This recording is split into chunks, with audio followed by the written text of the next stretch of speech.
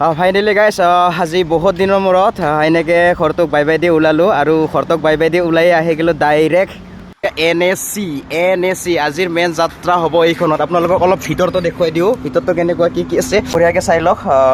আপোনালোকৰ ভিতৰটো বঢ়িয়াকৈ দেখুৱাই দিছোঁ একবাৰ। ভিতৰটো কেনেকুৱা কমেণ্ট কৰি জনাবি কেনেকুৱা লাগিল। গাড়ী কিন্তু পুৰণা হৈছে, গাড়ী বহুত পুৰণা হৈ গৈছে।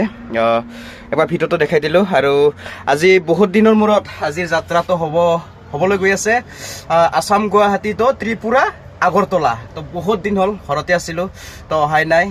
ভিতৰত গাড়ী লোড আছে, এইটো মই খালী কৰা সময়ত নেক্সট ভিডিঅ'ত দেখাই আছোঁ। এটা মানে গাড়ী আছে, মাৰুতি গাড়ী আছে, প্ৰায় 4খন গাড়ী আছে ভিতৰে। পিছফালে বুডিত গাড়ী লোড আছে আৰু মানে এইটো ত্ৰিপুৰা যাব আগৰতলা। তো আজিৰ যাত্ৰাটো ইয়াৰ পৰাই আৰম্ভ। বৰ্তমান আছোঁ 22 মাইলত মেঘালয়। এতিয়া ইয়াৰ পৰাই আৰম্ভ কৰিম যাত্ৰা। এইটো হৈছে পেট্ৰল পাম্প। আৰু এইখানে হৈছে দিল্লীৰ পৰা আনা গাড়ী, মানে দিল্লীৰ পৰা ইহঁতে লৈ আনে। দিল্লীৰ পৰা আনি ইহঁতে হিলছত যাব নোৱাৰে যিহেতু, সেইকাৰণে খাটা সৰু সৰু গাড়ীবিলাকত লোড দিয়ে।